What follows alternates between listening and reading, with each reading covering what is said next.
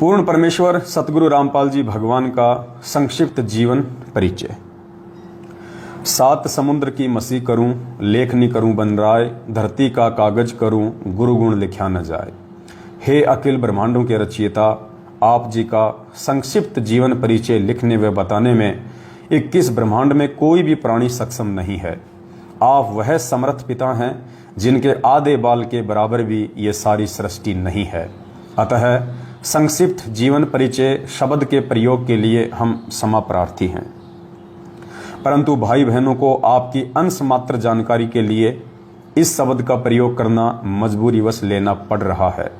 परमेश्वर आप जी की अमरवाणी कहती है कि चारों युग में हम पुकारे, कूक कहा हम हेल रे, हीरे मोती माणक बरसे, ये जग चुकता ढेल रे। अर्थात काल जाल से अपनी आत्माओं को चेताने वह घर की जानकारी देने के लिए वह कबीर देव सत्य पुरुष परमात्मा सतलोक से चलकर चारों युगों में स्वयं ही आते हैं। सतयुग में सतसुकृत ऋषि नाम से, त्रेता युग में मुनिंद्र ऋषि नाम से, द्वापर युग में करुणामय ऋषि नाम से, कलयुग की प्रथम पीढ़ी में कबीर देव नाम से, उसके लगभग 250 वर्ष बाद गरीबदास जी महाराज जी के नाम से, और अब पिछली पीढ़ी में 8 सितंबर 1951 को गांव धनाना, जिला सोनीपत, हरियाणा में अपने विधान अनुसार अतिथि रूप में धरती पर संत रामपाल दास नाम से प्रकट हो चुके हैं। अपने नाम के आगे दास शब्द वह परमात्मा सिर्फ हम आत्माओं को दास की परिभाषा समझाने के लिए ही लगाते हैं। साहिब से सतगुरु भय, सतगुरु से भय संत, धर धर वेख विशाल अंग, खेले आदि और अंत।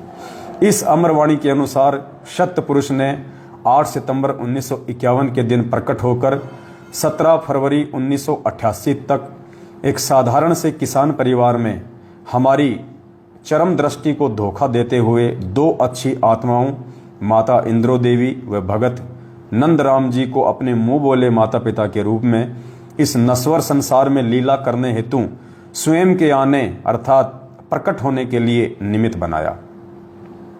17 फरवरी 1988 को ठीक उसी कबीर सागर में लिपिबद्ध अपनी वाणी के अनुसार 600 साल पहले की तरह गुरु शिष्य परंपरा व भगत बनकर हम जीव आत्माओं को एक भगत के लक्षण समझाने के लिए जैसे पंडित रामानंद जी को मुंह बोला गुरु बनाया था, ठीक उसी तरह जगत गुरु होने के उपरांत भी 17 फरवरी 1988 को आदरणीय राम देवानंद जी को अपना मुंह बोला गुरु बनाकर 12वें पंथ में प्रवेश किया तथा उसके बाद सन 1994 से सत्संग व नामदान देना शुरू करके सच्चे सतगुरु की भूमिका निभा रहे हैं। आप स्वयं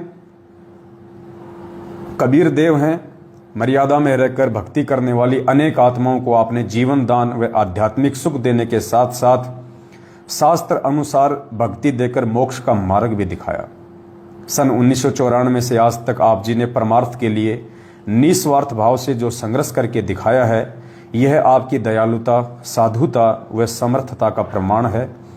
वेदों में लिखित अपनी महिमा व गुणों को सत्य साबित करने के लिए कि वह परमात्मा कमल के विकसित फूल पर शिशु रूप में प्रकट होकर कुंवारे गाय के दूध से अपनी परवरिश करवाता है, वह परमात्मा मुर्दे को जीवन देकर 100 वर्ष की उम्र प्रदान कर सकता है, निर्धन को धन देकर सुखी कर सकता है, कोढ़ी व रोगी को स्वस्थ करके नया जीवन दे सकता है, बांझ को पुत्र व अंधे को आंख दे सकता है, आदि आदि वेदों में वर्णित महिमा को यथार्थ रूप देने के लिए चारों युगों में मात्र एक एक जीवन किसी तालाब में विकसित कमल के फूल पर शिशु रूप में प्रकट होने की लीला करते हैं।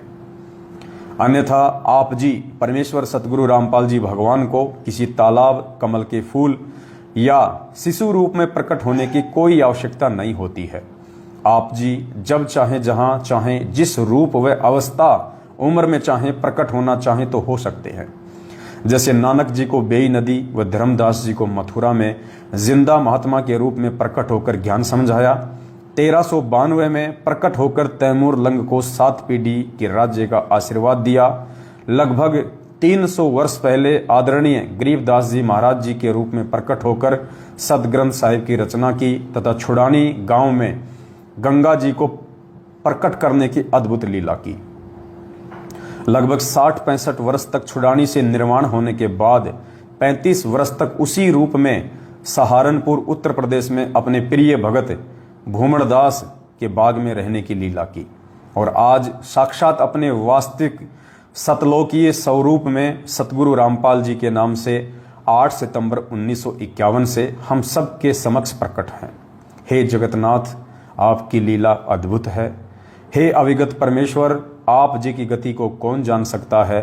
हे देवों के देव महादेव, आप जी स्वयं अपनी कृपा व आशीर्वाद से अपनी समर्थता व गति का अंश मात्र आभास करवा कर दया करते हैं। हे दयालु परमेश्वर, अपनी भोली व ना समझ साध संगत पर अपनी प्रेम दृष्टि, आशीर्वाद व कृपा बनाए रखना। हमारी आप जी से दंडवत प्रार्थना है कि हमारे अंदर भक्ति की कसक व चाह सदा बनी रहे। हे प्रभु, इतनी दृढ़ता भी देना चाहे ब्रह्मा विष्णु महेश काल व दुर्गा भी हमें आपकी सत भक्ति से विचलित करना चाहें तो भी हम डगमग ना हो। मन चाहता है इस तुच्छ जिव्या से ऐसे ही आपकी महिमा का बखान करते रहें, लेकिन आप अंतर्यामी की महिमा का बखान करने में हम जीव पूर्णतया सक्षम नहीं है। सत साहेब। तो परमपिता परमेश्वर जी के आशीर्वाद से, उनकी सत प्रेरणा से इस भक्ति बोध में सबसे पहले सतगुरु रामपाल जी भगवान का संक्षिप्त जीवन परिचय, जो कि 8 सितंबर 1951 को वे धरती पे प्रकट हुए हैं, को लेकर परमेश्वर ने लिखवाया।